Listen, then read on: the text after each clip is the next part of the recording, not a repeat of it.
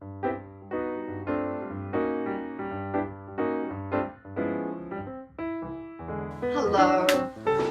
Hi, I'm Mira Reisberg, as some of you may know, and welcome to Mondays with Mira. And I have a really delightful and inspiring book for today, and that's Goldie Takes a Stand, Goldie Mayer's First Crusade.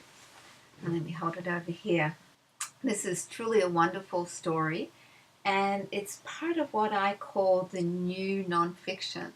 In the old days, nonfiction, would start with birth and end with death, and it was this sort of and then, and then, and then, and then. And the new nonfiction takes a very different approach, where it really focuses on a pivotal moment, a pivotal experience. It might be, the breakthrough moment when Jacques Cousteau figures out how he can film underwater. Or it might be an episode from childhood, like this book is. So I'm going to try holding this up on my left side this time, and let's see how I do with it.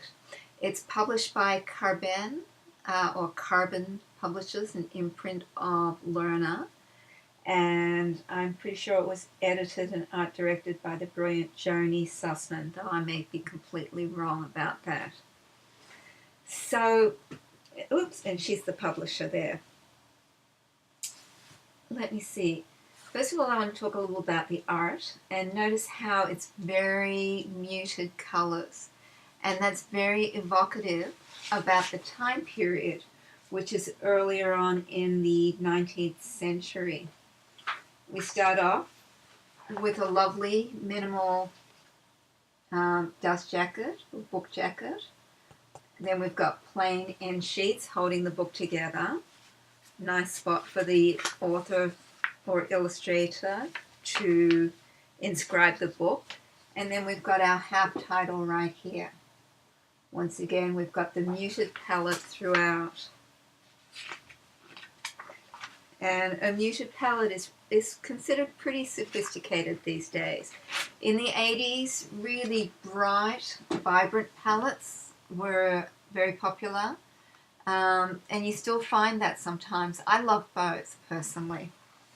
Okay, so, and Barbara Krasner is really terrific. She teaches children's book writing herself, so you might want to check her out. Let's see, and let's start. Will the meeting please come to order, I announced to the girls crowded into our two-room Walnut Street apartment. So right away, we've got two lines, and those two lines set us up with what's happening, where it's happening, and the point of view. And the point of view is our protagonist, and she's speaking in first person, which is unusual in a biography, but Barbara Krasner pulls it off very nicely. Sorry that I'm moving around. I'm trying to get comfy here. It was the first meeting of the American Young Sisters Society, a group of Jewish immigrants from Russia. I, Goldie Mabowitz, naturally appointed myself president. In the room was my little sister Clara, my best friend Regina, my neighbor Belle and her sister Frida, my classmate Lillian, and others. So here we have a meeting, and it's Golda Meir's first foray into activism. I want to try and keep this pretty short. So what I'm just going to say is it's a wonderful plot-driven biography of young Golda Meir as she gathers people with her.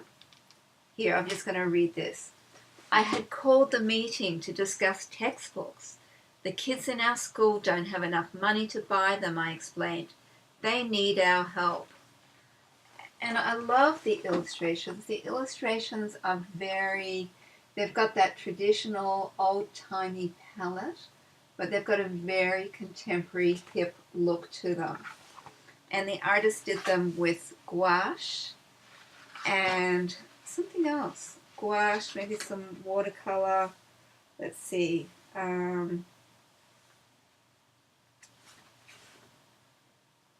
and collage with digital finishing, which is a very, very contemporary, hip way to go. One of the things that's interesting about this picture is this double spread, is it shows how this particular artist dealt with the issue of too much dialogue. And I shouldn't say too much, I would say a dialogue-driven book, in that she creates these little bubbles that show the now and the then of the story and the talking.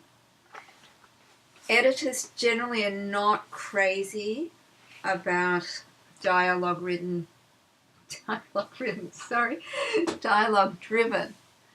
books, because it leaves so little room for illustrators, especially if you have to have the text bubbles. I just want to read just a tiny bit more text just to show you the rhythm of the language. There was one in particular that I really enjoyed. I also really enjoyed the expressiveness of the characters' expressions. So I hope this is showing properly and you guys get a sense of how delightful this book is.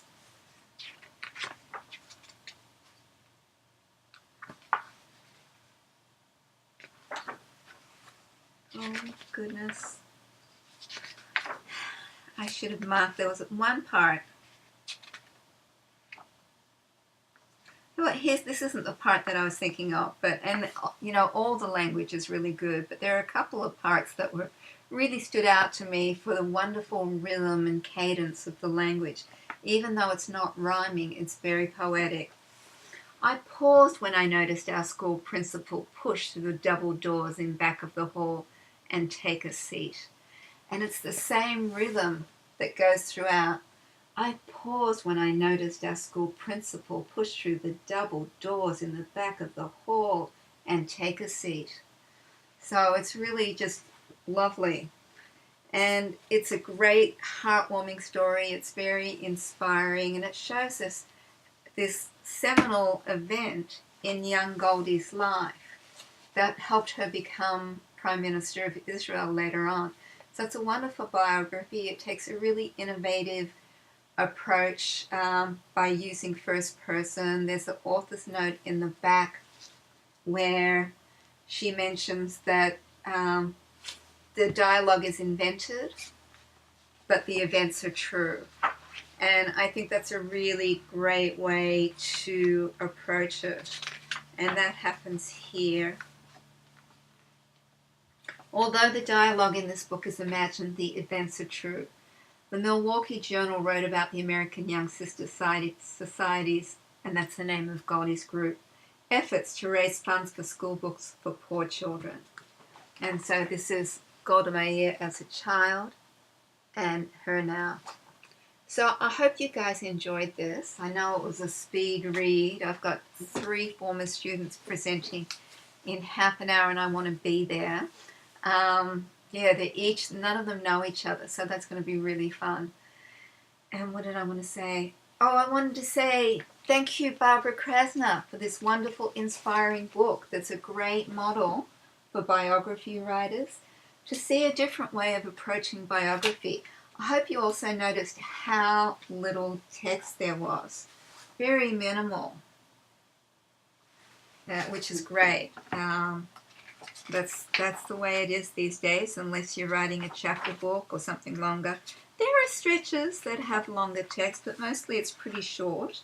Biographies these days can be anywhere up to 850 to 1500 words. But as you can see, the shorter the story is, the more room there is for the illustrator. And the illustrations in this book really make it sing. I was first attracted to it because of the illustrations. And then I totally got sucked into the story and had to keep reading and reading until I'd gobbled the whole book up. So that's it for now. Thank you, Barbara Krasner. Thank you, illustrator Kelsey Garrity Riley. Job well done, both of you. And thank you, Joni Sussman, for doing such innovative and wonderful work at Carbon Publishing. Bye.